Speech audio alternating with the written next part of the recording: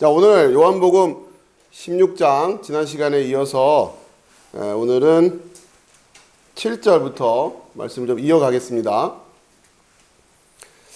자, 그러나 내가 너에게 실상을 말하노니 내가 떠나가는 것이 너에게 유익이라. 내가 떠나가지 아니하면 보혜사가 너희에게로 오시지 아니할 것이요 가면 내가 그를 너희에게로 보내리니. 예수님께서 이제 잡히시기 직전에 제자들에게 말씀을 전하시고 요한복음 전체 구조상으로 16장이 차지하는 위치가 이제 17장은 예수님께서 기도하시는 내용이에요. 그러니까 이제 구체적으로 제자들을 모아놓고 어떤 주제를 가지고서 말씀을 전하시는 장면이 이제 16장으로 마무리가 된단 말이에요. 이제 이런 부분에서 여러분들이 16장의 위치를 이해하고 있어야 되고 또 의미, 또 중요성 이런 것들을 좀 생각할 수 있어야 되는 거죠.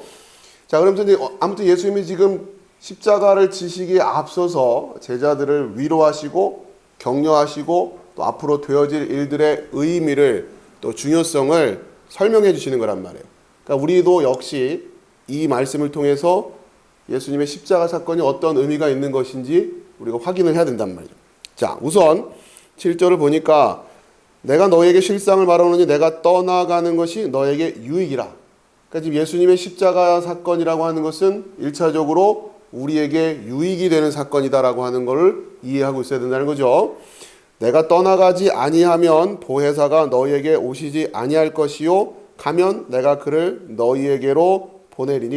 그러니까 예수님이 지금 떠나셔야 보혜사가 오실 수 있다는 거예요. 그렇죠? 그렇기 때문에 우리에게 유익이 된다는 얘기고, 그러면 그 보혜사가 오셔서 하실 일이 무엇인지, 왜 그게 우리에게 유익이 되는지, 또 앞서서 예수님이 하셨던 사역과 보혜사 성령님의 이 사역은 어떤 관계가 있는지 예수님 그걸 가르쳐 주시겠죠. 자, 1차적으로 내가 그를 너희에게로 보내리니 라고 하는 이 너희에 해당이 되려면 우리가 지금까지 쭉 살펴본 것처럼 뭘 하고 있어야 된다는 이야기였어요? 계명을 지키고 있는 자들이어야 너희가 된단 말이에요. 그렇죠? 예수님이 가르쳐 주신 그 계명을 지키고 있어야 된다.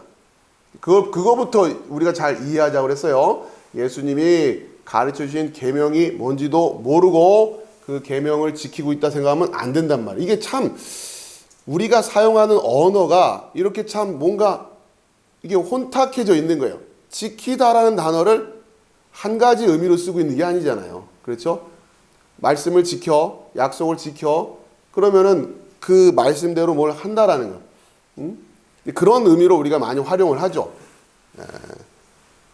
책을 지키고 있어라, 돈을 지키고 있어라. 그거는 뭐 이해를 할 거예요. 그렇죠? 돈을 내 주머니에 탁 안 잃어버리고 지키고 있는 거. 근데 말씀을 지켜라? 이 말에서부터는 이제 의미가 흩어지기 시작한단 말이에요.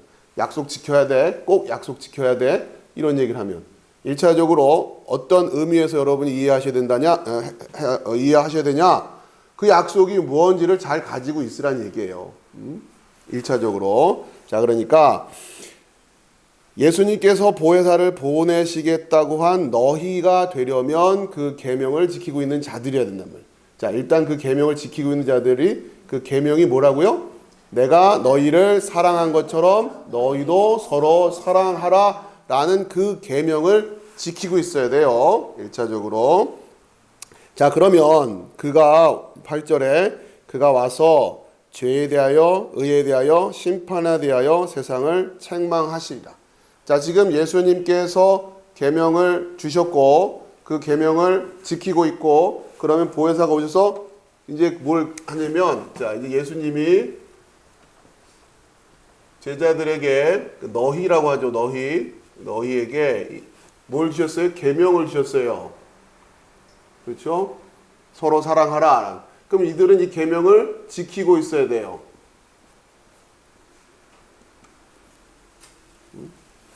좀 더 편하게 말씀드리면 일종의 이런 거예요. 예수님이 뭘 종이를 하나 써서 주셨어요. 이걸 가지고 있어 하고서 그럼 다 가지고 있는 거예요. 근데 그게 무슨 내용인지는 우리는 몰라요. 간단히 말하면. 근데 그 내용을 이제 누가 와서 설명해 주실 거라고?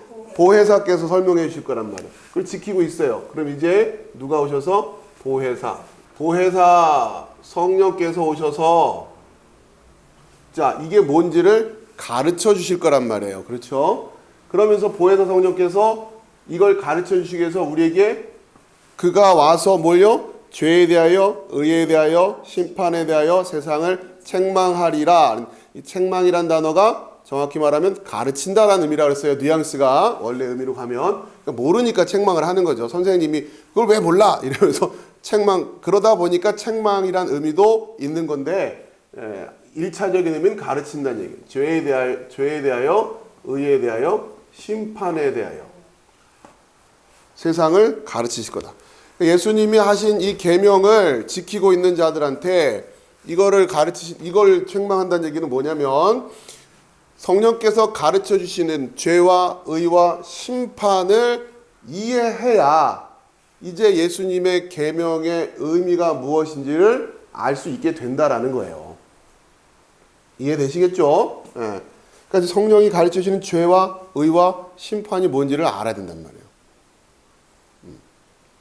자, 이렇게 되는 겁니다. 지금. 자, 그렇기 때문에 여러분한테 말씀드리는 거는 이게 지금 이렇게 되어지는 거다라고 하는 이 상황을 이해를 못하고 있으면 여러분은 예수님의 계명을 제대로 지키고 있지도 않을 뿐더러 그 계명이 무엇을 의미하는 건지도 모를 수 있는 그 확률이 크다는 거죠. 지금 상황이 이렇게 되는 걸 모르는데. 자, 그러면서 아무튼 여러분이 지금 요한복음 16장 이 8절 이하의 말씀에 대해서는 우리가 굉장히 오래전부터 계속 반복을 해서 말씀을 들어왔기 때문에 이제 여러분들이 어느 정도 익숙할 거라고 생각이 되고 오늘은 이제 그거를 총정리한다고 할까? 그런 시간이니까 잘 들어보시기 바라요. 먼저 여러분들에게 죄, 의, 심판. 자, 그러니까 우리가 어떤 성경을 해석하는 데도 마찬가지고 이 세상의 어떤 학문이나 사상이나 모든 것들을 우리가 성경의 가르침에 비추어 해석하고 이해할 수 있어야 된단 말이에요. 그렇죠? 그래야 우리가 말씀을 제대로 가지고 있는 거죠. 자, 그럴 때 우리에게는 항상 어떤 기준을 가지고 판단을 하냐면 죄와 의와 심판이라고 하는 기준을 가지고 판단을 해야 된다고 하는 겁니다. 자, 그럴 때 이 죄와 의와 심판이라고 하는 것을 그러니까 우리는 일단 성경에서는 죄, 의, 심판 이런 용어를 썼지만 여러분들이 조금 더 일반화시켜서 이해하고 계셔야 돼요. 이유가 뭐냐면 다른 가르침 혹은 다른 사상들을 이해할 때 그들은 죄, 의, 심판 이런 말을 안 쓴단 말이에요. 그러니까 구별해내기가 쉽지가 않아요. 그럴 때면 여러분이 이것을 대신해서 이해할 수 있는 개념을 이해하고 있어야 그게 지금 성경과 다른 이야기를 하고 있다라고 하는 것을 정확히 알 수 있게 된단 말이에요. 자, 그럴 때 전에도 한 말씀드렸지만 이 죄에 대하여라고 하는 것과 관련해서는 여러분이 어떻게 바꿔서 이해하시면 되냐면 도대체 무엇이 문제이냐, 무엇이 문제?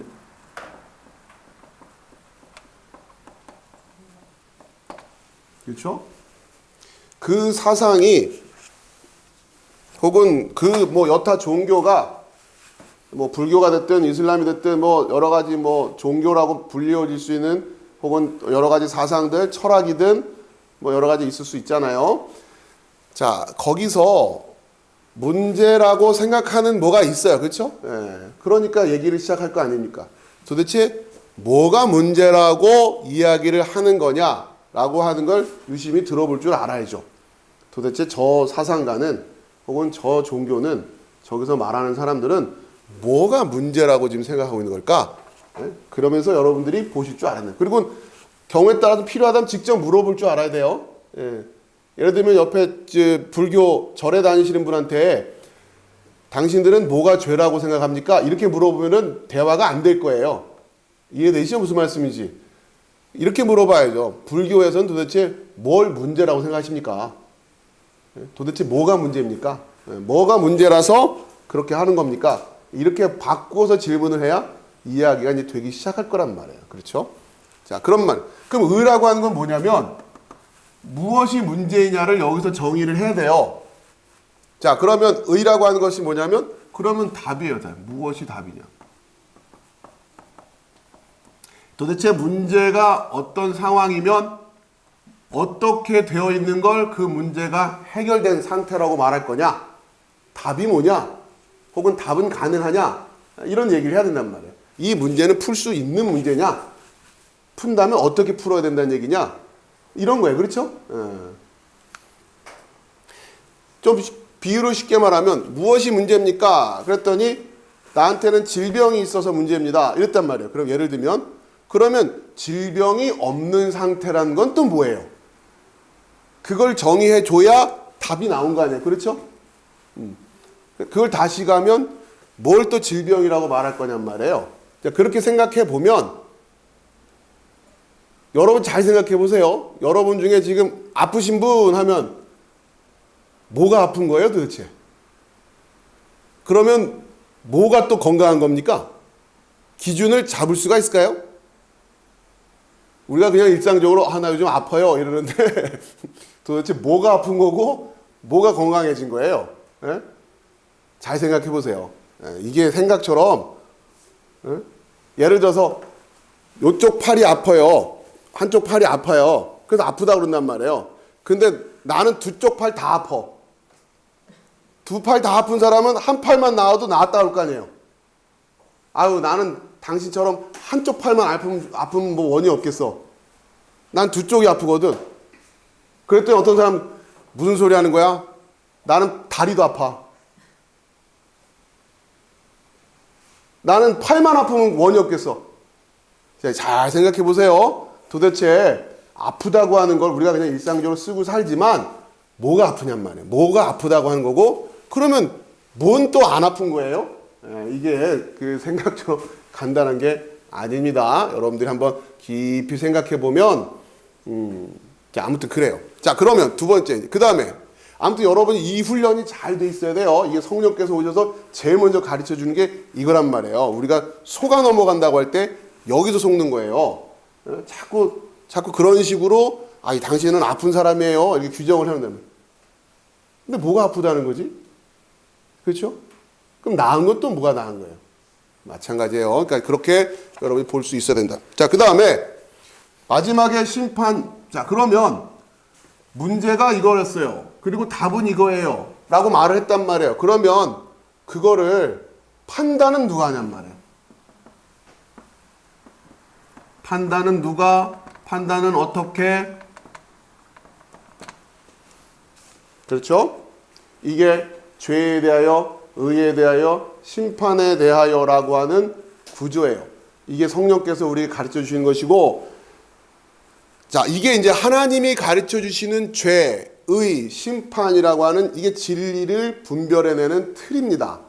하나님께서 가르쳐 주시는 죄, 의, 심판이라고 하는 이 틀로 여러분들이 이제 세상의 가르침들 또 다른 여타 비진리들 또 교회 안에서도 교회라고 모여있는 곳 안에서도 하나님의 이름을 빌어서 잘못된 가르침을 전하는 경우들도 있을 수 있기 때문에 여러분들이 이 훈련이 되어서 이게 정확하게 이 구조 속에서 문제를 파악하고 또 올바른 답인지 성경적인 해석이 맞는지를 분별해내는 훈련이 돼야 된단 말이에요. 자, 무슨 얘기냐?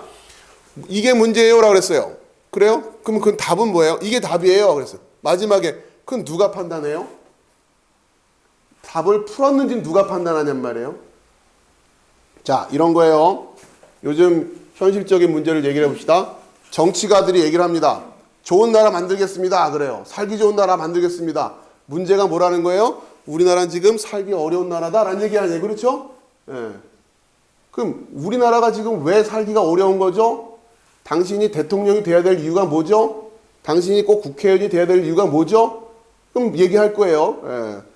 이 문제가 있는데 그 문제 때문에 내가 대통령이 돼야 됩니다. 내가 국회의원이 됩니다. 뭐 이럴 거란 말이에요. 그러면 그 문제를 도대체 어떻게 풀겠다는 겁니까? 어떠한 상태가 되면 답이라고 말할 겁니까? 뭐 예를 들면 요즘 같은 식으로 얘기하면 우리나라는 그러니까 잘 사는 사람과 못 사는 사람들이 너무 나눠져 있어서 안 돼요. 그래가지고 이걸 좀 이렇게 저렇게 해가지고 다 같이 잘 살 수 있는 나라가 되게끔 해야 돼요. 오케이. 그럴 수 있죠. 자, 그 다음 마지막. 그러면 그런 나라가 됐는지는 누가 판단합니까? 아시겠죠? 자기가 대통령이 돼가지고 자기가 문제를 설정하고 자기가 답이라고 말하고 자기 스스로가 이제 다 풀렸어요. 됐죠? 이제 우리나라는 잘 사는 나라가 됐어요. 이러면 이상한 거 아니에요. 그렇죠? 상식적으로 생각해도 여러분이 시험 문제를 내고 여러분이 답을 쓰고 여러분이 채점을 한다. 이상한 거 아니에요. 그렇죠? 그러니까 지금 성경이 가르쳐 주는 게 바로 그거예요. 죄에 대하여, 의에 대하여, 심판에 대하여. 이 구조를 여러분이 잘 이해하셔야 돼요. 자, 다시. 그러면 성령께서 가르쳐 주시는 죄가 뭐냐?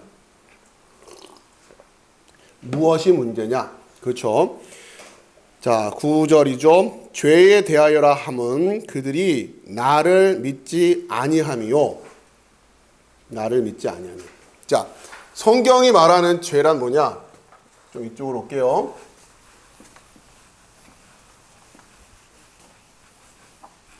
성경이 말하는 죄란 뭐냐? 뭐라고 그래요? 나를 믿지 않는 것. 자, 이거를 여러분들이 지금까지 이제 이것 때문에 씨름을 한 건데 예수님께서 지금 나를 믿지 않는 것 이렇게 말씀을 하셨으니까 그러니까 이 문장 속에서 나는 누구냐? 그러면 당연히 문법적으로는 예수님 이럴 거란 말이에요. 그렇죠? 다음 이렇게 해놓고 밑줄 친 부분이 가르치는 대상이 아닌 것은 그래서 1번 예수님, 2번 가르치는 대상인 것은 1번 예수님, 2번 베드로, 3번 요한, 4번 야고보. 그럼 여러분 뭐라고 할 거예요? 예수님이라고 고를 거 아니에요. 그렇죠? 그렇게 생각하면 안 된다는 거죠. 지금 제가 말씀드리는 게. 이해되세요? 여기서 대부분의 분들이 이해를 못 해요. 예? 뭔 얘기예요? 지금 나는 분명히 예수님인데 예수님이 이 말을 했잖아요. 예수님께서 나는 믿지 않는 것. 그랬으니 나는 당연히 예수님이죠. 그러면서 어떻게 생각해요? 예수님을 믿지 않는 게 죄다. 이렇게 생각한단 말이에요. 틀린 말은 아닌데 정확하지가 않아요. 정확하지가 않다고요. 자, 왜냐? 여러분 잘 생각해 보세요. 예수님의 입장에서 틀린 말은 아닌데 예수님의 입장에서 예수님이 나 이렇게 말할 때 이 나라고 하는 요걸 통해서 말하시는 예수님의 그 생각이라고 할까? 아무튼 그냥 표현이 좀 어렵지만 그 속에는 이미 누구도 들어와 계신 거예요? 하나님도 들어와 계시잖아요. 내가 아버지 안에, 아버지가 내 안에 그랬으니까. 그렇죠? 그러니까 우리는 더 정확하게 말하면 나를 믿지 않는 것 이러면 예수님 플러스 누구? 예수님도, 그러니까 하나님도 그 안에 들어가 계시니까 예수님 안에 계신 하나님까지. 그렇죠? 그런데 예수님이 이렇게까지만 말씀하고 끝난 게 아니잖아요. 이제 너희도 내 안으로 와야 되고 나도 너희 안에 들어가야 돼. 이렇게 말씀하신단 말이에요. 그러니 이 나라고 하는 그림 속에는 다 들어와 있는 거 아니에요, 지금. 예수님 안에 하나님이 들어가 있고 그 안에 우리도 들어가 있고 그런데 가만히 보니까 내 안에 우리들 안에도 예수님이 들어와 계시고 그걸 나라고 한단 말이에요. 그걸 나. 이해하시겠어요? 그러니 그 나를 믿지 않는 게 뭐라고요? 죄라는 거예요. 그런데 우리가 항상 철수는 예수님을 믿습니다. 이렇게 말을 해버리면 틀린 말은 아닌데 그 말 속에 계속 우리가 그 영적으로 분별할 수밖에 없는 거죠. 내가 우리는 예수님 믿는다고 말할 수밖에 없으니까 우리는 예수님을 믿어요 라고 말을 하는데 그 얘기가 나는 여기 있고 예수님은 우리 밖에 계셔서 예수님이 우리의 대상이고 우리의 목적어가 돼가지고 내가 마치 철수는 영희를 사랑해 하듯이 나는 예수님을 믿습니다. 이런 구조라면 이런 의식이라면 나를 믿는 게 아닌 거란 말이에요. 그렇죠? 그러니 우리 말로는 어쩔 수 없이 나는 예수님을 믿습니다. 아무개는 예수님을 믿습니다. 라고 말할 수밖에 없어요. 왜? 우리는 세상 속에 있으니까. 세상은 그렇게 말할 수밖에 없단 말이에요. 그렇기 때문에 어쩔 수 없이 이야기를 나누어 볼 수밖에 없는 거예요. 당신이 말하는 나는 뭡니까? 그렇죠? 예수님이 계명을 지키고 있어야 하는데 지키고 계십니까? 아, 네, 저는 이웃사랑 실천을 잘해요. 그래서 101호에 떡도 갖다 주고 103호에 떡도 갖다 주고 이웃사랑 하고 있어요. 서로 사랑 실천하려고. 아니 그게 아니고 예수님이 주셨던 계명이 뭐예요? 아니요, 떡 갖다 주라고 했는데요. 그렇게 생각하고 있으면 안 된다는 거 아니에요. 이제 무슨 말씀하는지 알겠네. 예수님이 내가 너희를 사랑한 것처럼 너희도 서로 사랑하라고 하셨어요. 그래서 저는 그 사랑의 일환으로 떡을 갖다 주고 있어요. 이러면 그나마 말이 되고 있는 건데, 예? 예수님이 무슨 계명을 사랑하라고 하셨잖아요. 그래서 지금 떡 갖다 주고 있어요. 아니, 그러니까 떡을 왜 갖다 주냐고요? 사랑하라고 그래서요. 뭐가 문제인지 아시겠어요? 그러니까 우리가 예수님의 계명을 지키자고 해서 그 말씀만 붙들고 있으라는 얘기가 아니에요. 그러나 출발은 거기서부터 돼야 된단 말이에요. 자, 그러면서 나를 믿지 않는다고 했는데 이게 뭐예요? 우리는 예수님을 믿어야죠. 그런데 얘기를 나눠보니까 그 예수님을 믿는다고 하는 말 속에 예수님이 또 무슨 말씀하셨기 때문에 너희가 또 내 안에 와야 되고 또 내가 너희 안에 들어가야 되고 이런 말씀을 하셨어요. 이런 의식이 있는 거예요. 자, 그런 지식, 그런 우리가 이제 그렇게 깨달아 알고 있는 거죠. 그 말씀을 지키고 있었고 그 말씀의 의미를 알고 있게 되는 것을 누가 해주시는 거예요? 이걸 성령께서 해주시는 거란 말이에요. 포도나무 비유도 여러분 알고 계시죠? 네, 알고 있어요. 그게 뭐였죠? 쭉쭉쭉쭉 얘기를 해요. 거기서 지금 무슨 말씀하셨어요? 붙어있는 가지, 그 다음에 열매 맺는 가지 말씀하시지 않았습니까? 그렇죠? 우리가 예수님께 붙어있다는 얘기는 우리가 예수님 안으로 들어가야 된다는 얘기예요. 그리고 또 열매 맺는 가지가 되려면 예수님이 우리 안에 들어오셔야 돼요. 그 예수님이 우리 안에 어떻게 들어와요? 지금 어떻게 들어오냔 말이에요. 그렇죠? 안 된단 말이에요. 그게 뭐예요? 말씀을, 계명을 가지고 있는 것, 지키고 있는 게 예수님이 우리 안에 계신 거예요. 그렇게 알고 있어야죠. 그렇게 알고 있는 상태에서 나를 믿지 않는다라고 하는 것을 이야기를 한다면 그러면 아는 거예요. 이게 무슨 말인지를. 그렇죠? 그 훈련이 우리가 안 돼 있단 말이에요. 그리고 너무 쉽게 그냥 나는 예수님 믿습니다. 이러면 끝나는 걸 생각한단 말이에요. 자, 바로 그 나를 믿지 않는 게 죄인데, 그렇죠? 여러분 이제 나라고 하는 걸 잘 이해하시란 말이에요. 거듭난 크리스찬들이 이제 나는 오늘 뭐 했다, 나는 오늘 뭐 했다라고 말할 때 그 나라는 의식 속에는 이 그림이 다 들어와 있어야 되는 거야. 이미 나는 나 혼자가 아닌 거예요. 내 안에 그리스도가 계시고 나는 그리스도 안에 계시고, 그렇죠? 사도 바울이 그 의식 속에서 살아가는 거란 말이에요. 계속 내 안에 계신 성령께서 내가 가지고 있는, 내가 지키고 있는 말씀을 통해서 나에게 도전을 주시는 거죠. 계속해서 말씀하시고 그 말씀 속에서 살아가요. 그 말씀 속에서 말씀을 통해서 성령님이 가르쳐 주시는 거란 말이에요. 그러면 다시 말해서 그게 내 공로예요? 아니잖아요. 내가 한 게 아니잖아요. 내가 결심한 거예요? 아니잖아요. 누가 가르쳐 주신 거예요? 성령께서 가르쳐 주신 거 아니에요. 성령께서 해주신 거고 나는 그대로 했을 뿐이고. 근데 그 나도 나가 아니지. 그러니까 여러분 이제 이렇게 말이 되기 시작하면 이제 이 훈련이 안 된 사람들은 저게 도대체 뭔 소리야? 예수님을 믿으란 얘기야? 믿지 말란 얘기야? 이러고 맨날 고개만 갸우뚱 하고 있다가 결국은 나를 믿지 못하고 떠나가 버리게 된단 말이에요. 그럼 열심히 이제 그 단순하게 그냥 여러분 예수님 사랑합시다. 예수님이 이제 이웃을 사랑하고 하셨으니까 우리는 102호 103호 떡볶이 부침개 갖다 줍시다. 이러면 이건 이해하기 쉽거든요. 그게 사랑하는 거구나. 그러면 갖다 줘 열심히. 갖다 준단 말이에요. 누가 갖다 준 거예요? 내가 갖다 줬지. 내가 고생해서 부침개 만들어 갖다 줬잖아. 내가. 예수님이 시켜서 내가 한 거 아니에요. 자, 이러면서 지금 계속 진리로부터 벗어나게 되는 거고, 그러니까 자꾸 도토리 키재기를 하게 되는 거고, 아니라고 하면서도 우쭐거리는 마음이 생길 수밖에 없는 거고, 못 알아주고 안 알아주면 상심하게 되는 거고, 그렇게 된단 말이에요. 근데 여러분 처음부터 여기서 시작해야 돼요. 진짜 그 나에서부터 출발하란 말이에요. 그래서 진짜 그 나로 살아갈 때 그것만이 진짜 열매가 되기 시작하는 거예요. 그러면서 여러분 그럼에도 불구하고 그러니까 이렇게 나가 돼 있어야 되는데 자꾸 옛날 철수가 떠오르잖아요. 지금 나한테. 그렇죠? 그 생각을 하게 되고 자꾸 뭔가 좀 본전 생각 나게 되고 자꾸 그런단 말이에요. 그 바울이 그 얘기를 하는 거예요. 이 사망의 몸에서 누가 나를 건져내랴. 아, 자꾸 그 생각 나는 거예요. 옛날 생각이. 이미 나는 죽고 나는 이제 그리스도와 함께 십자가에 못 박혔는데 이제 내가 사는 거는 내가 사는 게 아니고 나를 사랑해서 아들을 보내주시는 그 하나님을 사랑을 그 사랑 안에서 살아가는 건데 왜 자꾸 본전 생각나고 왜 자꾸 내가 이랬는데 왜 자꾸 내가 이랬는데 막 이렇게 되냔 말이에요. 예? 그죠? 그렇게 되는 거예요 지금.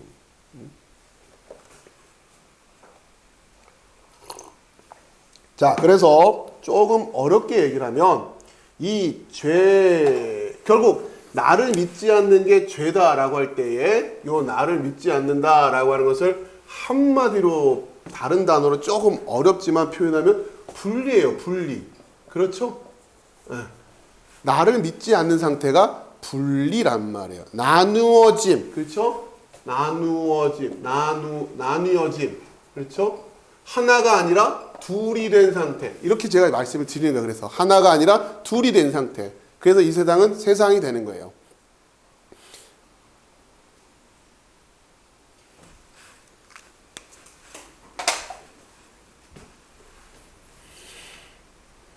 이게 우리의 문제예요. 이게 우리한테 문제라는 거예요. 그렇죠? 근데 우리는 이 죄 가운데에서 태어난다는 거예요. 원죄라고 하는 게 다른 게 아니라 신학적으로 좀 어렵게 표현해서 그렇지 우리는 날 때부터 이렇게 나뉘어져 있는 상태에서 난다고요. 그런 거예요, 지금. 그렇게 우리는 나뉘어져서 이 세상으로 나온단 말이에요. 그걸 죄라고 하고 우리에게 문제가 그거예요, 이거. 그 나뉘어진 걸 어떻게 하나로 회복시킬 거냐. 여러분 이게 그동안 또래도 지켜온 말씀들이 계시니까 오늘은 굉장히 수월하게들 받아들이시고 이해를 하시는 것 같네요. 자, 그러니 여러분 이제 저의 고충을 좀 이해해 주세요. 처음부터 이거를 깨달은 상태에서 설교를 해야 되는 입장에서 이걸 깨닫지 못하고 있는 분들한테 설교를 하려니 그럼 여러분 알아들을 수 있게끔 설명할 수는 없잖아요. 그렇죠? 아, 이분들은 이건 못 알아들 테니까 일단 편하게 알아들을 수 있는 수준에서 말씀을 전하자. 그럴 수는 없단 말이에요. 그러니 여러분이 처음에 그 말씀을 듣기 시작할 때 어려움이 느껴지는 거예요. 왜요? 이걸 모르니까. 이 자체를 모르니까. 나라고 하기, 목사님 맨날 나를 믿지 않는 게 죄라고 그러는데 그 나가 아니라는데 이게 뭔 소리인지 이게 여기서부터 지금 여러분이 그때 성령을 의지하고 말씀을 더 그런가 안 그런가 상고해보고 확인해보고 이런 작업들을 했다면 그나마 수월하게 왔을 텐데 그때부터 시작해서 계속 의심의 검은 구름만 계속 쌓여가면 어느 틈엔가 그게 먹구름이 돼가지고 도저히 감당 못하는 상황이 되는 거 아닙니까? 그런 겁니다. 자, 두 번째. 의에 대하여라 함은, 자, 보세요. 의에 대하여라 함은, 그러면서, 그러니까 여러분 이제는 좀 이해가 될 거예요. 의에 대하여라 함은 내가 아버지께로 가니에요. 그렇죠? 의가 이거래요. 그냥 이제는 예전에는 어렵겠지만 이제는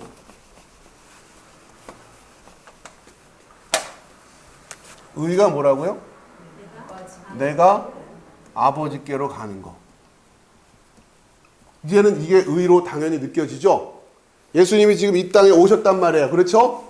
이 땅에 오셨어요. 태초부터 아버지와 함께 계신 분이 이 땅에 오셨어요. 그렇게 예수님이 물리적으로 간단히 말해서 물리적으로 나뉘어진 모습을 연출해 주셨잖아요. 그러니까 예수님이 죄 가운데 오신 거예요. 그렇죠? 그런 나뉘어짐으로 오셨단 말이에요. 그러니까 우리의 죄를 담당했다라고 하는 의미가 여러분 그런 의미랍니다. 그렇죠? 예수님 스스로가 그렇게 하나님과 예수님 하나 되었는데 그렇게 나뉘어서 이 땅에 나뉘어진 육신을 입고 오시는 것 자체가 나뉘어짐이잖아요. 그렇죠? 네. 자, 그래서 내가 이제 그러니 의는 뭐예요? 내가 아버지께 가서 이 나뉘어져 있던 둘의 상태가 하나가 되는 거. 그걸 당연히 의라고 할 수밖에 없는 거 아니에요. 예수님 그 얘기를 하시는 거죠. 의에 대하여라면 내가 아버지께로 가니 너희가 다시 나를 보지 못하며, 이 안에는 예수님의 십자가라고 하는, 근데 이제 그 예수님 내가 아버지께로 가는 이 방법이 십자가란 말이에요. 그렇죠? 예. 이 방법을 베드로는 용납을 못했던 거고, 아니 왜 아버지께 십자가를 통해서 가시냔 말이에요. 그냥 갑자기 이러고 딱 휙 승천하면 더 멋있을 것 같은데, 나 지금 아버지께 간다 슉 하고 날아가면 얼마나 더 멋있어요. 그럼 더 많이 믿을 것 같은데, 왜요? 진리가 그게 아니기 때문에 그런 거죠. 그렇죠? 자, 그래서 내가 아버지께 간다, 이렇게 해서 나뉘었던 것이 해결되는 거예요. 우리 스스로 아버지께 갈 방법이 없어요. 우리 스스로는 안 되는 거예요. 그래서 길을 하나님이 열어주시고 하나님이 직접 십자가로 그 길을 가셨고, 자 이제 뭐 하세요? 우리 보고 따라와 그러시는 거 아니에요. 그렇죠? 그러면 내가 간 그 길 그대로 따라오면 되는, 그 길 그대로 가면 되는 거 아니에요. 그렇죠? 그러니까 예수님을 그대로 따라가기 위해서 어떻게 따라가면 되냐? 이걸 하나님의 방식으로 우리한테 가르쳐 주시려면 이 하나라고 하는 관점에서 나를 따라가는 방법이 뭐겠어요? 예수님 앞에 가시고 우린 그 뒤를 보면서 쫄래쫄래 쫓아가는 게 예수님 따라가는 걸까요? 가 아니라 예수님 안에 들어가면 되는 거 아니에요. 그럼 예수님이 이 길을 가시는 거니까. 그렇죠? 그렇기 때문에 하나님은 이 방법으로 가시는 거예요. 나를 흉내내서 따라와라가 아니라.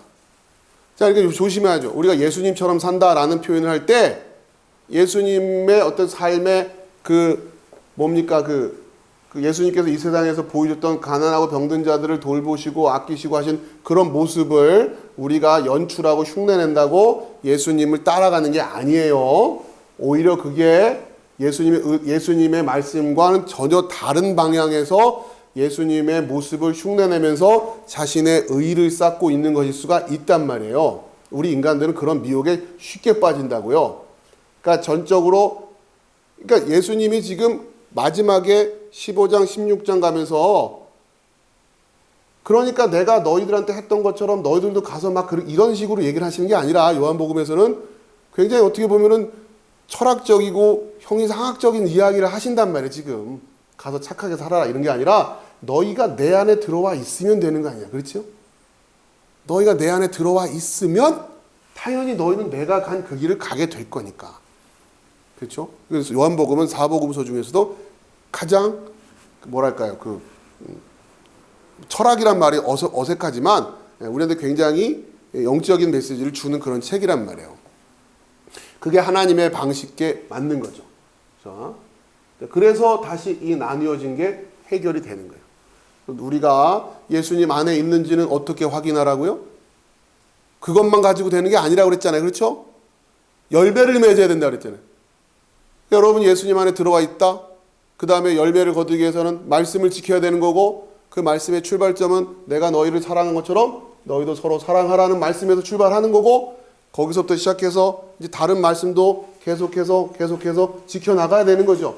자, 그러면서 그 말씀을 붙들고 있을 때 이런 표현도 일상적으로 너무 많이 이렇게 들어왔던 거라, 말씀을 붙들고 말씀을 지킨다고 하는 것도 여러분 자꾸 여러분이 그동안이 가지고 있던 그 생각으로 자꾸 치환시키면 안 돼요. 제가 제일 어려워하는 게 이런 부분들이에요. 여러분이 이러다 그렇지 말씀을 지켰다, 나는 말씀 붙들고 기도한다. 여러분 그런 게 아니에요. 지금 그런 얘기가 아니란 말이에요. 아예 지금부터 여러분이 그냥 그동안 배웠던 건 난 모른다 생각하고 그냥 백지로 만들고 있는 게 속편하지, 자꾸 듣다 그렇지 난 말씀 지켜야지, 말씀 붙들고 기도했어, 그러면서 자기가 마음에 드는 말씀 하나 붙들고 막 기도해요. 입을 크게 벌려라 그랬으니까 막 뭔가 꿈을 거창하게 해가지고 막 기도하라는 걸 그렇게 생각하고 또 그 말씀이 나한테는 마음에 오거든요. 그런 게 아니란 말이에요. 지금 철저하게 하나님의 순서가 있어요. 그러니까 여러분이 제일 먼저 지켜야 될 말씀이 뭐예요? 내가 너희를 사랑한 것처럼 너희도 서로 사랑하라라고 하는 말씀에서부터 출발해야 되는 거예요. 어떻게 서로 사랑을 해야 되는 걸까? 근데 그것도 지켰고, 그거 읽다 보니까 이 말씀 은혜되네. 예? 그냥 내가 훅 펼치니까 시편 70편 5절인데 나는 가난하고 궁핍하오니 하나님이여 속히 내게 임하소서. 주는 나의 도움이시오 나를 건지시는 이시오니 여호와여 지체하지 마소서. 야, 이거 너무 좋다. 이거 말씀 지키고 있어야지. 나는 가난하고 궁핍하오니 하나님이여 속히 내게 임하소서. 아, 이 말씀 너무 좋아. 이거 붙들고 지키고서 그런 게 아니란 말이에요. 여러분이 지금 지키고 있어야 될 말씀은 뭐예요? 내가 너희를 사랑한 것처럼 너희도 서로 사랑하라. 이걸 지켜내기 위해서 다른 말씀이 필요한 거예요. 아시겠어요? 이게 가장 중심이 돼야 되는 말이에요. 난 정말 서로 사랑하고 싶어. 예수님이 우리를 어떻게 사랑하셨는지를 깨닫고 싶어. 그렇게 사랑하라고 하셨으니까. 그걸 알기 위해서, 그걸 찾아내려고 다른 말씀을 지켜내는 거지, 여러분의 형편 때문에 여러분이 필요한 말씀 뽑기 해가지고 찾아내는, 그러고서 말씀을 지킨다라고 생각하시면 안 된단 말이에요. 우리 식으로 말하면 헌법 1조예요. 헌법 1조. 헌법 1조 1항. 내가 너희를 사랑한 것처럼 너희도 서로 사랑하라. 그 대원칙 하에서 나머지 규정들이 지금 진행이 되는 거란 말이에요. 그러니까 그러기 위해서, 난 너무도 서로 사랑하고 싶은데 교회를 세워나가고 교회에 힘이 되고 싶고 교회 우리 다른 지체들도 막 사랑하고 싶고 막 그러고 싶은데, 하나님 나에게 가진 것이 육체적으로 너무 연약하네요. 하나님, 제가 진짜 크리스마스 때는 우리 교회 가족들 전부 맛있는 거 대접하고 싶은데 제가 경제적으로 여유가 안 되네요.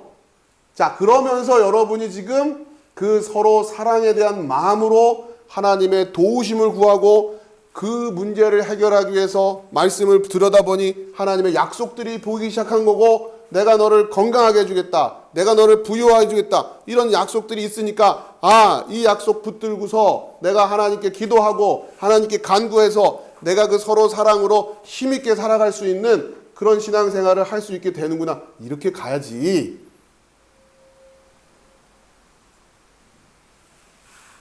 이게 지금 순서가 안 잡혀 있으니까.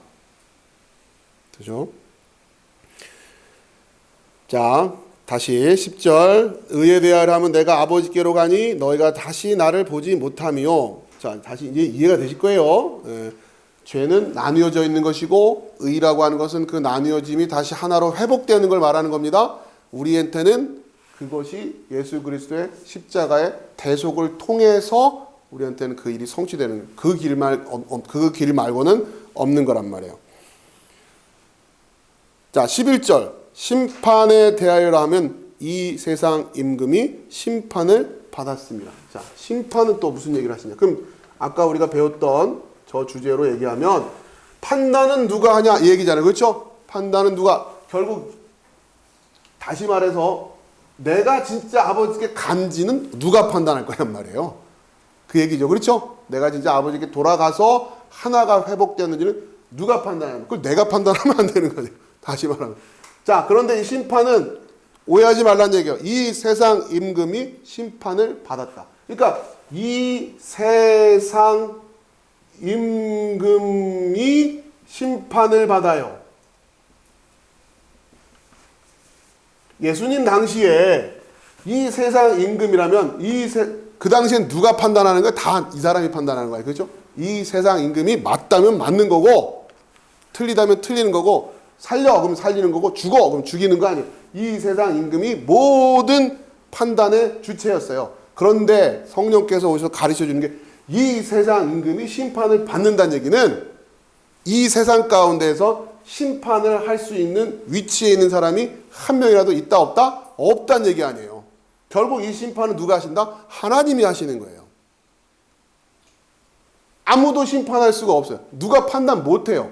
다시 말해서 이 심판의 영역은 우리의 영역이 아니에요. 다시 말해서 제가 말씀을 전하지만 여러분 서로 사랑에 힘쓰셔야 됩니다 하는데, 저 집사님은 한번 봐도 서로 사랑 안 하는 것 같아. 이건 누가 하시는 거라고요? 하나님이 하시는 거예요. 하나님이. 심판은 우리에게 있지 않아요. 저분 저렇게 신앙생활하면 안 될 것 같은데, 이 생각 우리가 하는 거 아닙니다. 그거는 하나님이 하시는 거예요. 하나님이. 자, 1차적으로 그래요. 자, 그 다음에 두 번째는 이 심판이라고 하는, 그러니까 이것 때문에 여기서 죄에서 의로 가지 못하면 심판이에요. 그리고 그 심판은 이 세상 임금이 하는 게 아니라 하나님이 하시는 거예요. 자, 그러면서 또 이 심판의 모습 속에서 여러분이 놓치면 안 되는 게 예수님께서 이 땅에서 바로 그 심판으로 죽으셨어요. 왜요? 예수님이 예루살렘에 입성을 할 때 그 무리들이 예수님을 누구로 환영을 했어요? 이 세상의 임금으로 환영을 했잖아요. 자기들이 생각했던 수준의 그 이 세상 임금일 거라고 생각해서 예수님을 와 높였어요. 그랬더니 그 예수님은 심판받아요. 이해되시죠? 그러니까 여러분이 예수님을 말씀을 통해서 성경에 게시되어 있는 그 예수님을 세상 임금 수준으로 여러분이 이해하고 그렇게 높이고 그렇게 받드는 순간 그 임금님은 계속해서 뭐 하는 거예요? 십자가 지게 되는 거예요. 의도하지 않았겠지만. 그러니까 이 세상에서 예수님의 모습은 우리가 그러니까 예수님의 모습 속에서 여러분이 기대하고 여러분에게 좀 더 소망이 되는 모습은 십자가의 모습이 아니라 병 고치고 뭐 오병이어 기적 보여주시고 무리를 걷고 죽은 자 살려내고 그걸 보고 그 당시 이스라엘 사람들도 예수님을 이 세상 임금으로 생각한 거 아니에요.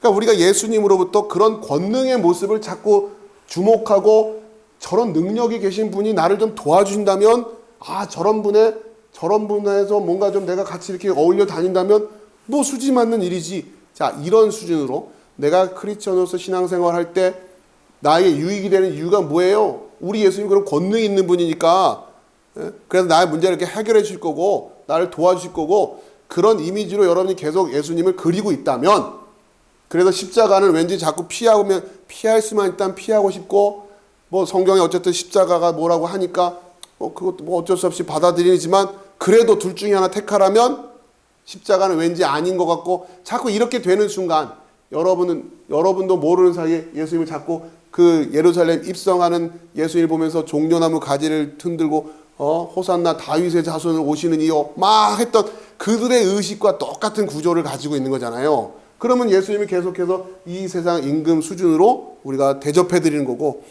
이 세상 임금은 반드시 심판받게 돼 있다니까요.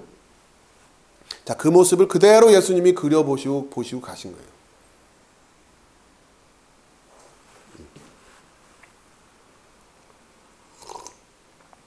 그러니까 이 세상 임금이라고 할 때는 두 가지 측면을 기억하셔야 됩니다. 말 그대로 이 세상의 임금이라고 하는 이 세속적인 가치와 성경적이지 않은 가치관 그 모든 것들을 총체적으로 말하는 것이 이 세상의 임금이라고 하는 거죠. 우리는 성경의 복음의 말씀을 이 세상의 가치로 이 세상의 무엇을 가지고서 판단하려고 한단 말이에요. 그게 아니란 말이에요. 십자가의 진리를 이 세상은 판단할 수가 없어요. 그러니까 내가 들어보고 마음에 맞으니까 그래서 우리가 믿음을 하는 게 아니라고요. 다 들어보고 말 되네. 그게 아니라면 그럼 누가 판단하고 있는 거예요? 내가 판단하고 있는 거 아니야. 내가 이게 진리가 맞는 것 같다라고.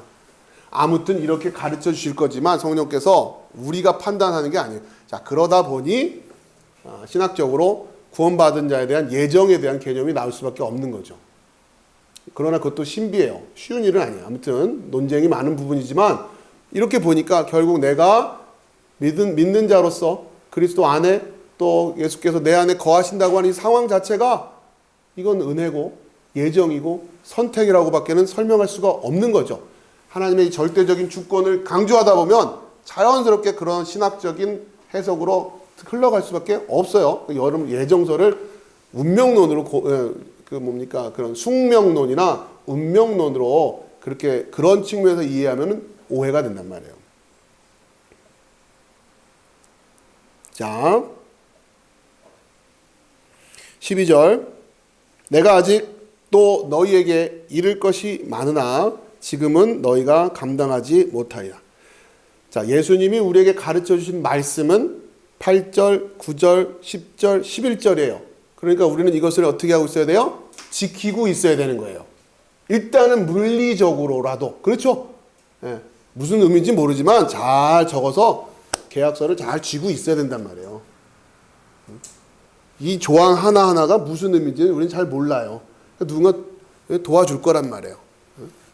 해석을 해줘야죠. 그러나 지키고 있어야 됩니다. 그 얘기입니다. 여러분 그 감각을 놓치지 마세요.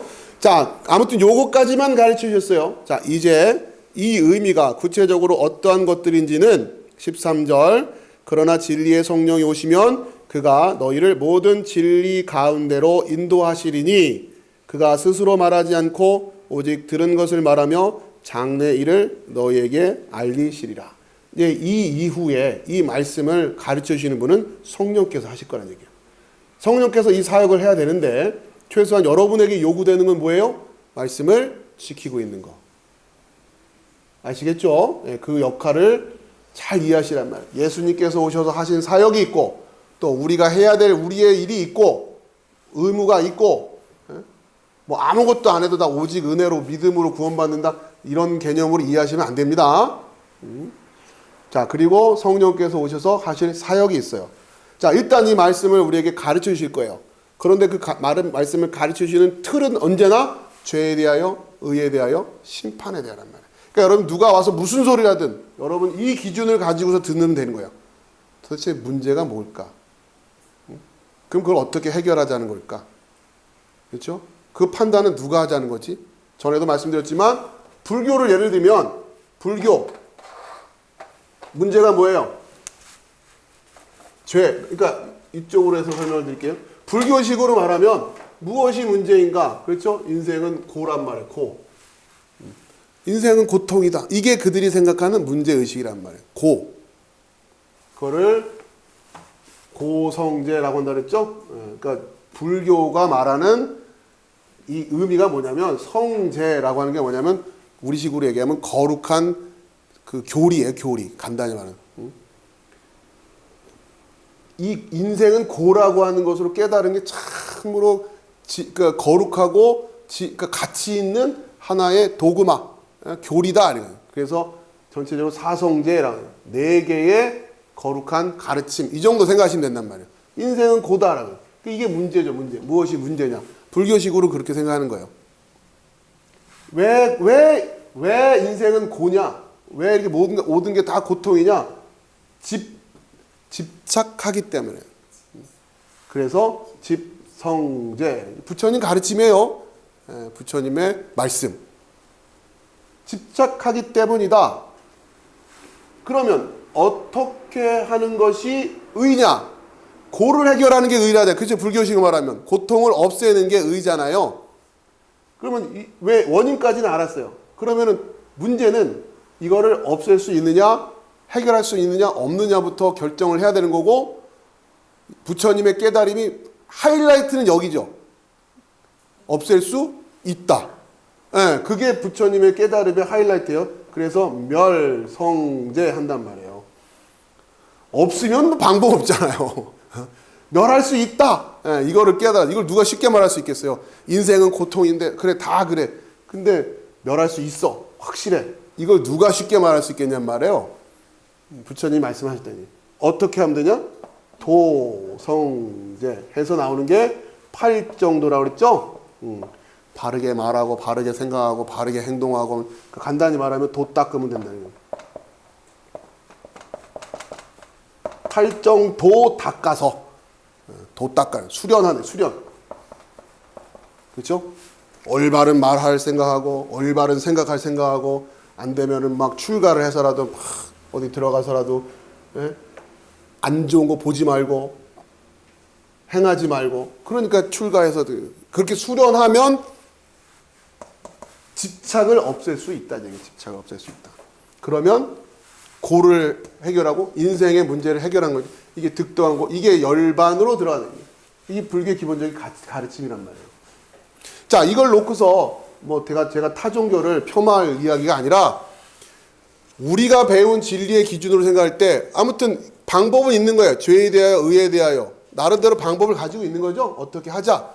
근데 뭐가 없는 거예요? 네, 누가 이거를 제대로 닦았는지는 누가 판단하냔 말이에요. 응? 그렇죠? 그렇죠. 누가 판단해 줄 거예요, 누가? 요게 없는 거죠.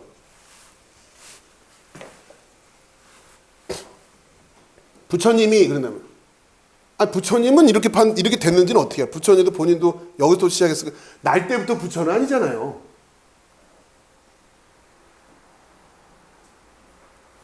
이 기준은 어떻게 되냔 말이에요. 그러니까 아무튼 그쪽은 아무렇지 않은가 봐요, 이게. 나름대로 자기들끼리 모여서 뭘 하니까. 그러니까 우리가 성경을 통해서 진리를 가지고 있다는 사람 입장에서는 이 질문을 하는 거죠. 뭐 나름대로 방법이 있으니까. 누가 판단하는데?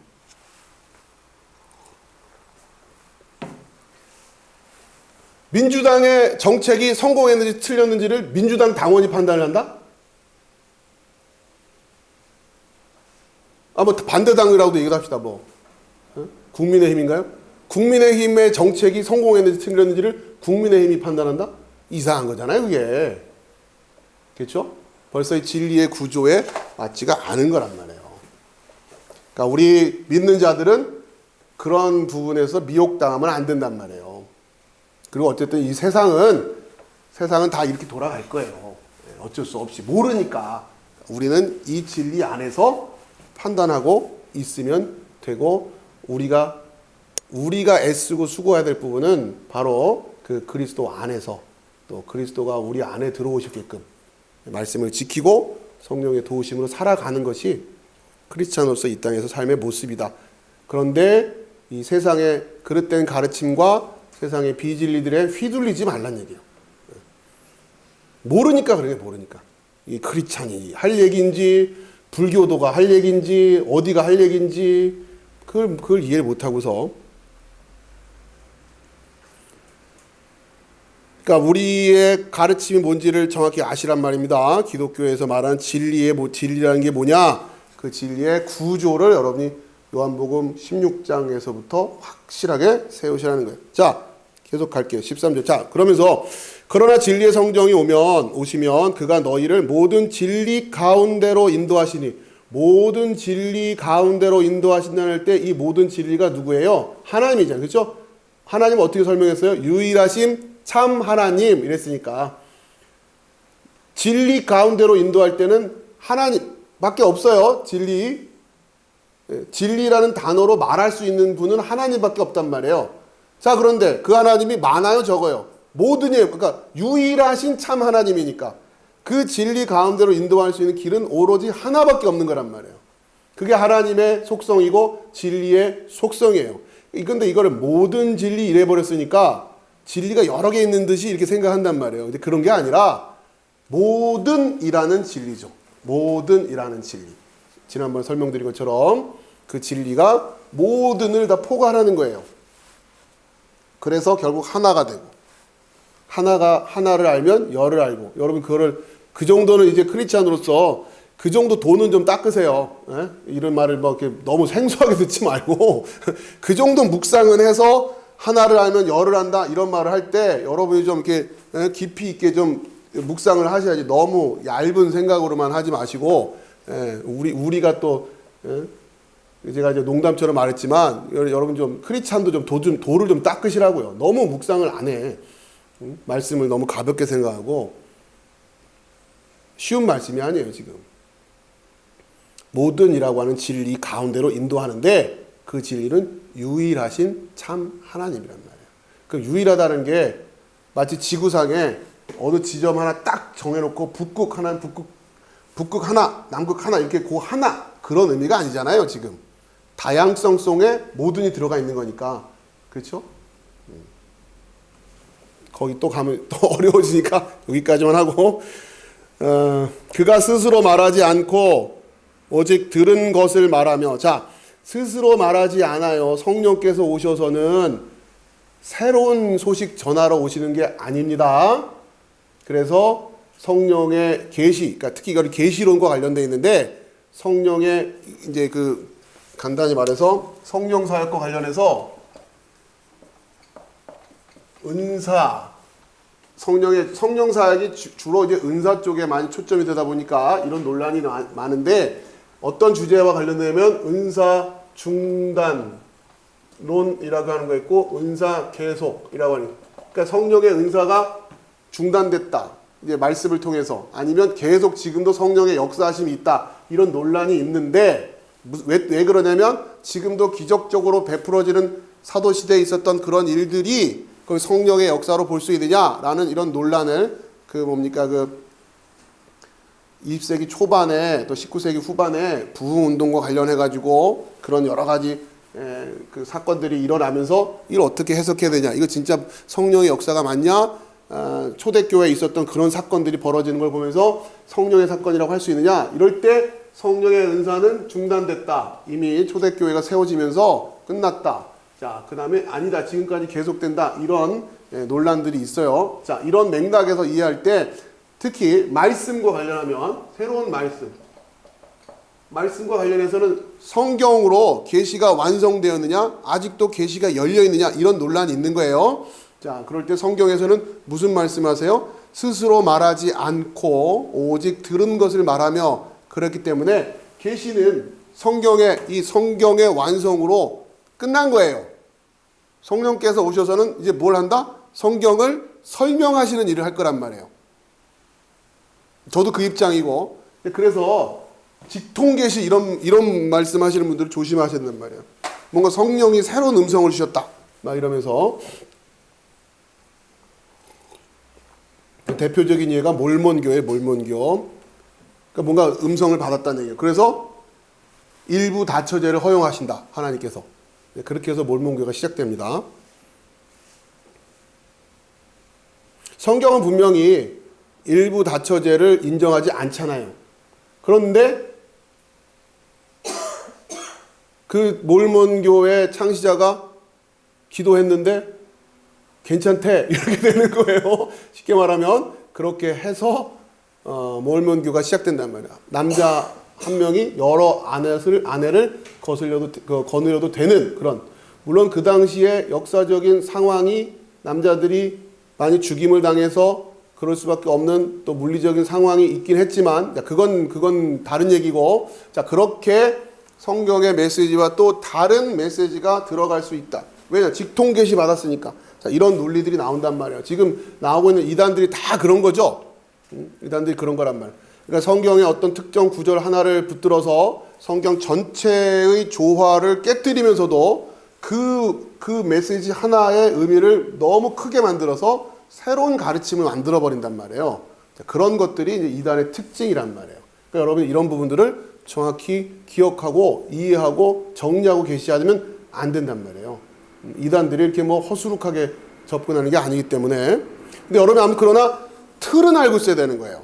그래서 새로운 말씀을 들었다는 얘기야? 성경 말씀 말고 또 다른 말씀을 들었다는 얘기야? 그랬다네? 그러면 그건 틀렸어. 이렇게 해야지. 그래? 뭐가? 자, 그러면서 그 새롭게 들린 말씀이 그 시대에 우리들이 고민했던 문제를 풀어줄 수 있는 말씀이 된다고 하면 거기에 혹해지는 거예요. 마치 십자가가 아니고는 안 돼 였는데 요번에 다시 연락이 왔는데 십자가 없이도 된대. 직통계시 받았어. 그러면 이제는 아니어도 된대? 이게 내 마음에 끌려지는 거예요. 그러지 마시라고요. 성경의 틀을 잘 이해하고 있습니다. 자, 그가 스스로 말하지 않고 오직 들은 것을 말하며, 들은 것이라고 하는 어떤 의미냐면 예수님이 가르쳐 주시고 가신 말씀들이 있죠. 복음서를 통해서. 그거예요. 들은 것을 말하며 장래 일을 너희에게 알리시리라. 이런 메시지 때문에 장래 일을 너에게 그러니까 뭔가 여기에 예언이라는 은사가 결합이 되고 성령께서 미래 일에 대해서 이야기를 하시고, 자, 그러면 이 장래 일에 대해서 성령께서 예언적으로 우리에게 뭘 주시고 이렇게 자꾸 풀어가게 된단 말이에요. 틀을 잘 안 잡아나면 이런 말씀이 있으니까 성령께서 장래 일에 대해서 말씀을 해주시는데 그 메시지가 성경의 기본적인 진리의 틀을 벗어나는 메시지면 곤란하잖아요. 그렇죠? 그리고 그것 때문에 그렇게 우리의 마음이 자꾸 글로 빼앗겨진다면 그것도 곤란한 거고. 그러면서 성령께서 기본적으로 하시는 일은 예수님의 말씀을 통해서 예수 그리스도를 계시해 주시고 우리에게 가르쳐 주시는 게, 그러니까 성령님의 사역의 초점은 여기란 말이에요. 예수 그리스도가 뭔지를 가르쳐 주는 거. 그래야 내가 너희를 사랑한 것 가치를 우리는 이해하게 되는 거예요. 예수 그리스도를 정확히 알아야 내가 너희를 사랑한 것 가치를 이해하게 되는 거잖아요. 그렇죠? 그래서 성령님은 거기에 초점이 맞춰져 있는데, 장래일을 너에게 알리시리라, 여기에 문제가 되는 건 뭐예요? 예수 그리스도에 대한 지식보다 장래일에 대한 지식에 관심을 갖게 되는 순간 여러분은 가도 너무 갔구나를 생각해야죠. 내가 이 말씀을 지키기 위해서 필요한 장래일에 대한 지식이 필요하고, 내가 서로 사랑을 실천하기 위해서 나에게 주시는 그 권면의 말씀이 필요하기 때문에 그런 맥락에서 장래일이 필요하겠죠.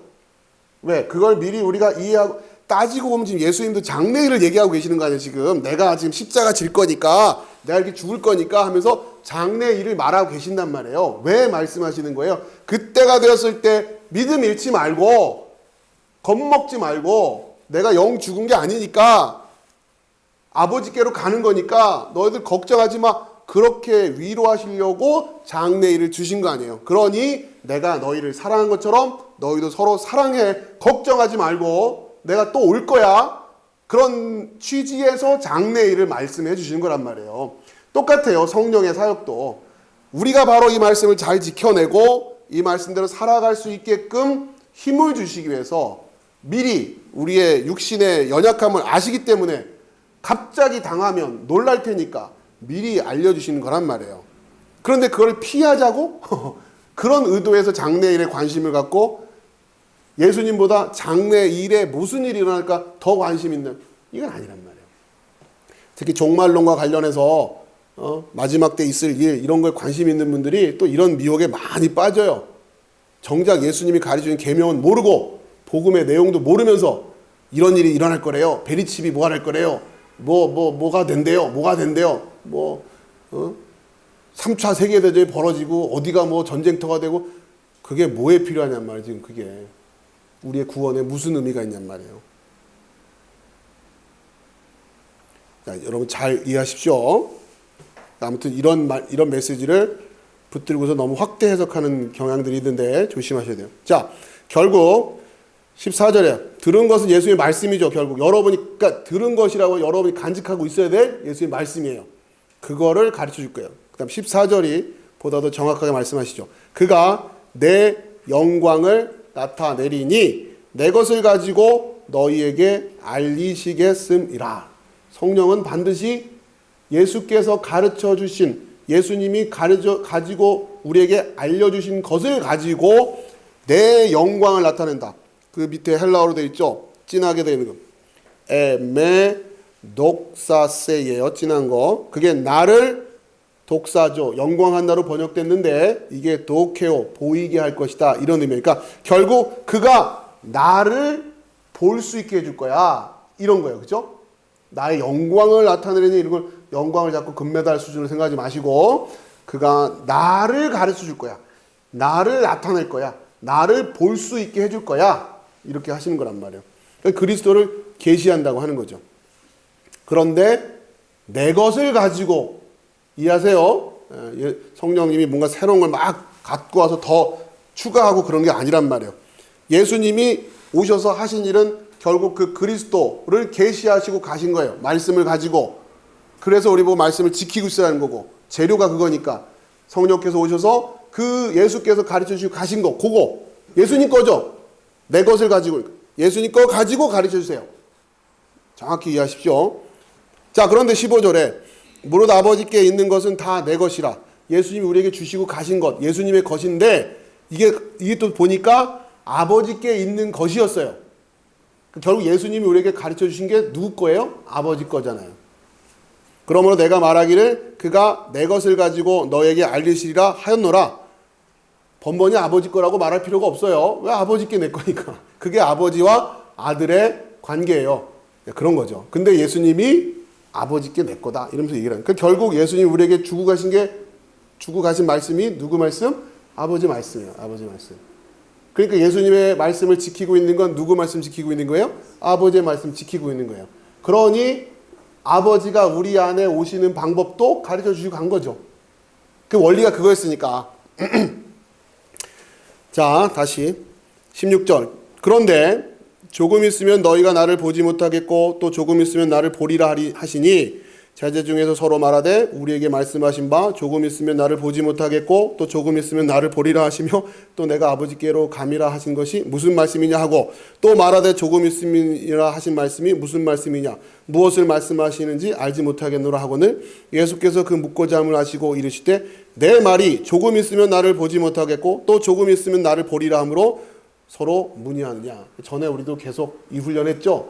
본다 할 때 성경이 말하는 똑같이 본다 우리말로는 그렇게 번역되어 있지만 16절 보면 조금 있으면 너희가 나를 보지 못하겠고 할 때 그 보다는 네오레오 그 다음에 나를 보리라 하는 거 오랜만에 들어보실 거예요. 호라오예요. 호라오. 그러니까 앞에서 말한 나를 보지 못하겠고라고는 물리적인 의미를 강조하는 거예요. 예수님 돌아가시니까. 그런 수준으로는 이제 못 봐요. 그러나 나를 보리라. 호라오라는. 예수님의 말씀을 지키고 있는 게 바로 예수님을 보고 있는 거랑 똑같은 거예요. 그렇죠? 말씀이 육신이 되신 분이니까 그분은. 그렇죠? 그 말씀 지키고 있는 게 예수님 지키고 있는 거고 예수님 우리 안으로 들어온다. 어떻게? 그 말씀이 우리 안에 들어와 있을 때 예수님이 우리 안에 들어와 있는 거란 말이에요. 그렇죠? 성경은 정확하게 일관적인 주제를 가지고 메시지를 전하고 있어요. 우리가 관심이 없어서 성경을 자꾸 다 흩어놔서 그럴 뿐이지. 너무도 쉽게 말씀하고 계시는 거예요, 사실. 처음부터 그 말씀을 하셨고, 나중 가서 딴 얘기 하시는 것도 아니고. 그렇죠?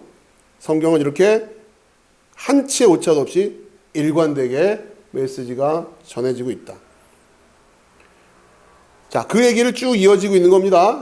지금, 근데 네오레오와 호라오를 이해를 못하는 사람은 이걸 무슨 말인지 모를 거란 말이죠. 호라오라고 하는 것은 그렇기 때문에 물리적인 의미뿐만 아니라, 물론 그런 용례도 있어요. 일상 용어에서는. 그런데 이거를 딱 대비해서 쓸 때, 호라오라고 하는 것은, 그쵸? 물리적으로 이렇게 본다는 의미가 아니라 깨닫고 이해하고 있다고 하는. 그래서 봤다.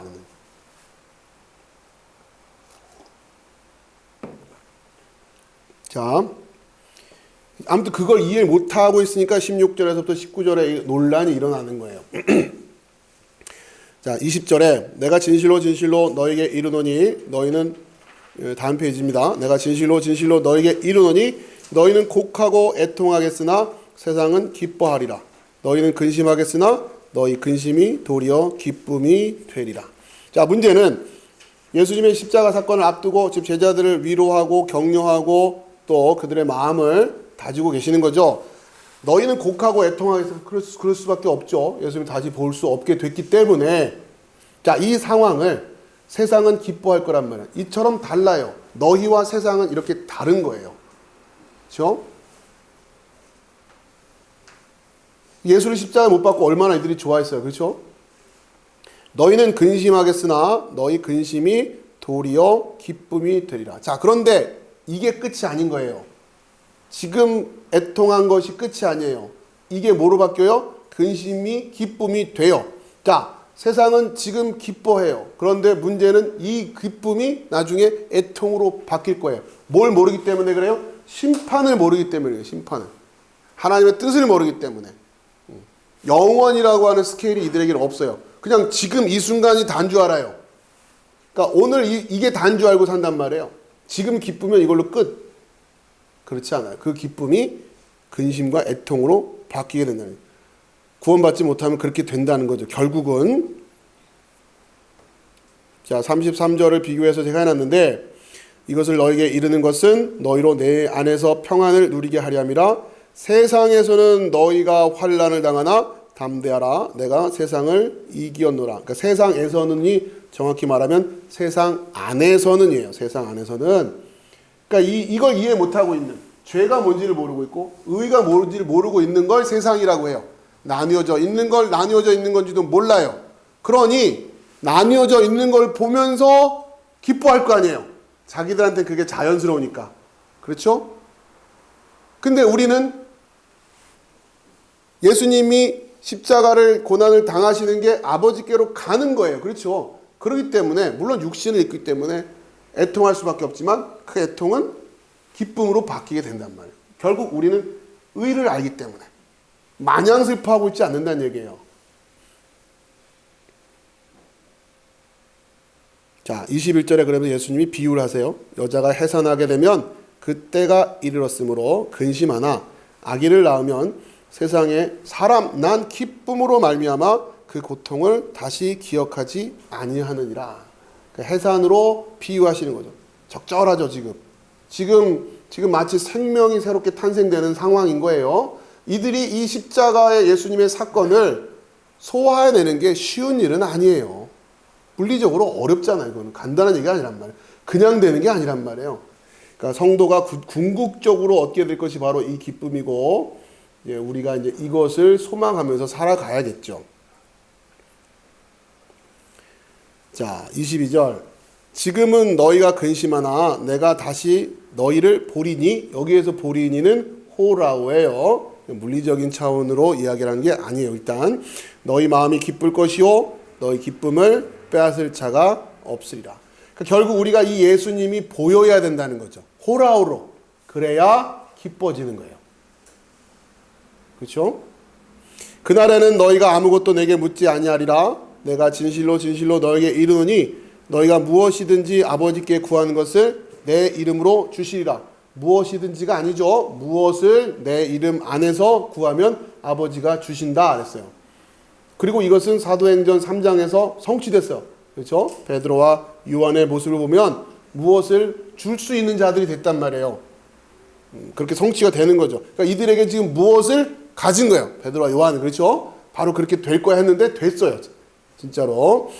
24절에 지금까지는 너희가 내 이름으로 아무것도 구하지 아니하였으나, 이거는 무엇을 구하지 않았다는 얘기죠. 그리하면 구하라. 그리하면 받으리니 너희 기쁨이 충만하리라. 자, 이제 우리가 구해야 될 무엇이 뭡니까? 이거예요. 이거. 죄에서 의로 가는 거. 이게 우리한테는 무엇이에요? 나뉘어져 있던 것, 분리되었던 것, 이것이 하나로 되는 것. 이게 우리한테는 무엇이에요? 그리고 그 하나를 구하는 거. 그렇죠? 그 하나됨을 구하는 게 우리한테는 무엇이란 말이에요? 그리고 그 하나 되시는 분, 그 하나로 설명되는 분이 하나님이에요. 아버지. 그래서 우리는 아버지를 구하는 거라고요. 똑같은 얘기예요. 아버지를 구한다는 얘기가 바로 이 하나됨을 구한다는 얘기고, 우리가 의롭게 되기를 원한다고 하는 것이 하나됨을 구한다는 것이고, 죄의 문제를 해결하고 싶어 한다는 것이 하나됨을 구한다는 것이고, 다르게 표현하지만 그 모든이 다 무언가 하나를 설명하고 있는 거예요. 여기선 죄로 설명하고 여기선 의로 말하고, 어떨 때는 아버지를 구한다, 어떨 때는 예수 그리스도를 구한다, 우리가 구원받았다 이렇게 표현하지만 결국 같은 얘기예요. 여러분 그렇게 들으실 수 있어야 된단 말이에요. 이제 우리에게 그것이 무엇인 거예요? 그 하나됨을 구하는 거. 그리고 혼자 산속에 들어가서 무엇을 구합니다. 아버지를 구합니다. 이렇게 해서 성취되는 게 아니란 얘기죠. 그럼 우리는 육신을 입고 어떻게 하라고요? 내가 너희를 사랑해서 바로 그것을 성취하신 거 아니에요, 예수님이. 그런 것처럼 너희도 서로 사랑해라. 그것이 이 땅에서 우리가 무엇을 구하면서 육신을 입은 사람으로서 살아가는 진리의 모습이라는 거예요. 그게 우리가 하나님을 우리 안에 모셨다, 그리스도를 우리 안에 모셨다, 우리가 의롭게 되었다라고 하는 의미 있는 거예요. 물론 육신이 나눠져 있으니까, 여전히 이 세상 가운데 있으니까 하나 될 수, 그 물리적인 차원에서 하나 될 수는 없어요. 그러나 예수님도 내가 다시 너희를 보리니 그랬어요. 예수님도 우리를 호라오로 보시는 거예요. 왜요? 지금 다 이렇게 흩어져 앉아 있지만 육체적으로, 물리적으로 봤을 때는 여러분 다 떨어져 있잖아요. 지금 서울에, 인천에, 제주에, 진천에 나뉘어져 있지만 예수님은 우리를 호라오에서 보세요. 호라오로 봤을 때는 하나인 거예요. 이해되세요? 예수님이 우리를 보시는데 호라오로 보실 때 우리가 하나 되어 있다면 너희 마음이 기쁠 거라고 그랬단 말이에요. 그러니까 우리가 그걸 추구하는 거예요. 그 하나됨을. 그래서 기쁜 거예요. 그때 정말 기쁨 되는 일. 예수님이 우리를 그렇게 보실 수 있어야 된다는 얘기예요. 엄청난 메시지예요. 지금 이 시대가 가지고 있는 모든 문제가 왜 복음 하느냐? 여러분, 정치인들이, 이 땅에 사는 모든 사람들이 이 말씀을 진리로 받아들이고 그 하나됨을 추구하면서 하나님이 우리를 보실 때 이 대한민국이 전 세계가 바로 이렇게 하나됨으로 호라호할 수 있기를 하나님이 보고 싶은 거 아니에요? 이게 진짜 진리예요. 여러분, 자부심을 가지세요. 진짜 우리가 그 진리를 가지고 있구나. 그동안 우리가 이 무엇을 안 구했다는 거예요. 이 무엇을, 뭔지도 모르는 거죠. 지금 이게 뭔지도 모르니까 도대체 그 무엇을 구하겠냐는. 자, 그런데 25절, 이것을 비유로 너에게 일렀거니와 때가 이르면 다시는 비유로 너에게 이르지 않고 아버지에 대한 것을 밝히 이르리라. 자, 그날에 너희가 내 이름으로, 이거는 내 이름 안에서입니다. 헬라어로 보면 구할 것이요 내가 너희를 위하여, 이 말은 너희를 대신하여라는, 아버지께 구하겠다는 말이 아니니. 자, 이게 뭐예요? 지금은 이제 예수께서 구해 주실 거예요. 무엇을? 우리를 대신해서. 그게 17장이에요. 아버지와 내가 하나인 것처럼 저들도 하나 되게 해주세요 하면서 예수님이 무엇을 구하고 있죠? 그렇죠? 예, 그렇게 보여야 돼요. 지금은 예수님이 무엇을 우리를 대신해서 중보자로 구해주세요. 자, 그런데 그날에는 뭐예요? 이게 성취된 날이고 마지막 심판일 수도 있고, 그렇죠? 그날에는 예수님이 우리를 대신해서 구해주는 게 아니에요. 그러니까 너희가 내 이름 안에서 너희가 구하게 될 것이다. 우리가 하나됨을 이루어가고 초대교회 베드로와 요한이 그랬던 것처럼 음과 그는 내게 없거니와 내게 있는 예수 그리스도 이름으로. 자, 이게 지금 이 땅에서 우리 안에 성취될 때 이게 바로 그날이에요. 그날. 이게 기쁨이 넘치는 날이 될 거고, 우리는 이렇게 이 땅에서 천국을 미리 맛보면서 살아가는 거고 그 심판을 미리 보면서 살아가는 거예요.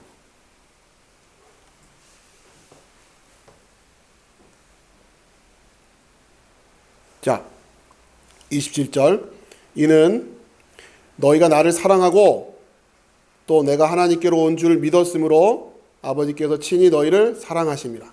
그러니까 너희가 나를 사랑하고 내가 하나님께로부터 온 줄 믿었으므로, 이게 굉장히 또 중요한 메시지라고 그랬어요. 아버지께서 친히 너희를 사랑하십니다.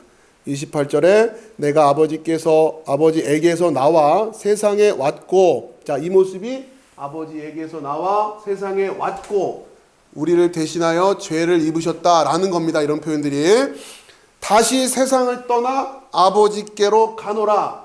의로, 그죠? 내가 아버지께, 그 의로 우리를 대속해서 우리의 모든 죄를 대속하고, 우리의 모든 죄, 우리가 거짓말한 거, 한 거, 이런 수준으로 이해하지 마세요, 제발. 우리의 모든 나뉘어짐, 그렇죠? 모두 다 뿔뿔이. 그렇기 때문에 살인도 하고 죄도 짓고 거짓말도 하고 다 그러는 거잖아요. 근원적인 이 죄의 모습. 자, 떠나 아버지께로 가노라. 그런데 우리는 이걸 알아본 사람들이면 당연히 그 길을 따라가겠다고 해야 되는 거 아니에요. 그렇죠? 진짜 그 아버지를 구했고 진짜 아버지를 원한다면. 자, 29절에 제자들이 말하되 지금은 밝히 말씀하시고 아무 비유로도 하지 아니하시니 우리가 지금에야 주께서 모든 것을 아시고 또 사람의 물음을 기다리지 않는 줄 아나이다. 이로써 하나님께로부터 나오심을 우리가 믿사옵나이다. 자, 이것도 여러분 오랫동안 묵상했던 말씀이죠. 이로써 하나님께로부터 나오심을 우리가 믿사옵나이다. 하나님께로부터 나오심을 우리가 믿사옵나이다. 자, 이 짧은 표현 안에 죄와 의와 심판에 대한 메시지가 다 그려져 있는 거예요. 자, 그러자 예수께서 대답하시되 이제는 너희가 믿느냐. 그러니까 우리가 믿어야 될 믿음의 출발은 이거란 말이에요. 단순히 예수님 믿어요 이게 아니라 이걸 이해하고 바로 예수께서 이렇게 오신 거구나. 그렇죠? 예수님이 이제는 너희가 믿느냐 하고 예수님의 공식적인 사역을 여기서 마무리하시고 17장에 기도하러 가시고 잡혀가시는 거예요. 이거 고백시키려고. 요거 깨닫게 하려고. 요 그림 깨닫게 하고. 내가 아버지께서 하나님께로 나왔다. 그거 이해시키려고. 그게 죄의 심판과 어떻게 연결되어 있는 건지를 가르쳐 주시려고. 자, 이 32절에 보라 너희가 다 각각 제 곳으로 흩어지고 나를 혼자 둘 때가 오나니 벌써 왔도다. 그러나 내가 혼자 있는 것이 아니라 아버지께서 나와 함께 계시느니라. 자, 아마 이 말씀을 듣고 있던 그 당시에 요한복음의 그 독자들은 이들도 역시 믿음으로 말미암아 뿔뿔이 흩어져야 되고 때로는 친구한테 배신을 당하기도 하고 홀로 남겨져 있는 상황이었을 수도 있을 거예요. 제자들도 이렇게 혼자 있는 상황. 그러나 이제 이 말씀으로 다시 그 예수님의 상황을 되짚어 생각하면서 힘을 얻는 거죠. 예수님 뭐라고 하시니까? 너희들이 다 흩어져서 나 혼자 둘 텐데 나는 혼자가 아니야. 자, 이것을 받아들고 있는 제자들이 혼자 있을 수도 있단 말이에요. 자기 혼자 도망을 치는 상황일 수도 있고 핍박을 피해서 어디 숨어 있는 상황일 수도 있고. 자, 그러나 너가 혼자가 아니야. 예수님이 그때 하나님과 함께였어 라고 하는, 내가 아버지와 함께였어 라고 하는 이 메시지가 이들도 그대로 다, 그렇죠? 왜요? 내가 너 안에, 너가 내 안에. 우리는 이미 이것을 알고 이 길을 걸어가고 있는 사람들이니까. 얼마나 위로가 됐겠습니까? 여러분, 신앙생활을 이렇게 출발해야 되는 거예요. 진짜 그 하나. 진짜 그 하나 되면서, 그러니까 다시 이 여기서 하나라고 하는 것은 이 홀로 있음 속에서의 하나예요. 아버지와 예수 그리스도 그 하나됨만이 하나를 확인할 수 있는, 믿었던 누구도 없고 뭐 가족이고 뭐고 다 결국은 여기서부터 우리의 믿음이 출발하는 거란 말이에요. 근데 자꾸 지금 요즘 오늘날 교회가 이 신앙인들의 이 하나님과의 단독자적인 위치 속에서 하나로 출발하는 게 아니라 뭔가 자꾸 서클처럼 되는 거죠. 동호회 같이 되고 무슨 동창회 모임처럼 되고. 물론 그렇게 출발할 수는 있겠지만 그 안에서 여러분 영성이 이렇게 가야 된단 말이에요. 이 훈련이 반드시 필요한 거예요. 안 그러면 자꾸 사람의 무리에 휩쓸려 가게 돼 있어요. 진리가 아님에도 불구하고 그 그룹이 주는 그 뭐랄까 위안감이라고 해야 될까? 안락감이 있단 말이에요. 다 비질리고 뭔지도 못 알아듣고 다 이루고 있는데 그냥 그 패거리 지어서 모여있는 그게 그냥 위안을 주니까. 그러면 안 돼요. 그래서 나올 수 있어야 되는 거예요. 자, 마지막 십자가 지기 전에 이 이야기를 주시면서 예수님 마음이 어땠을까? 홀로 있음에 대한 메시지를 주시는 거 아닙니까? 그리고 진짜 예수님이 혼자 기도하러 가시잖아요. 제자들이 그랬을 거라고요. 예수님처럼 진짜. 여러분이 그런 상황들을 한번 느껴보셔야 되는데 쉬운 게 아닙니다. 아무도 나의 이 길을 이해를 못해. 아내도 자녀도 부모도 친구들도 동료들도 아무도 이해를 못하는 거예요. 근데 부르심을 받았으니 어떻게 돼요?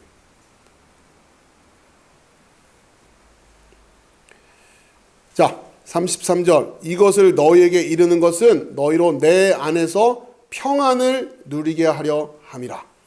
세상에서는 너희가 환난을 당하나 담대하라. 내가 세상을 이기었도다. 그렇죠? 너희로 내 안에서 평안을 누리게 하는 세상에서는이 세상 안에서예요. 세상 안에 있다 보면 환난 당한다는 얘기가 아니라 세상 안에 있는 게 환난이에요.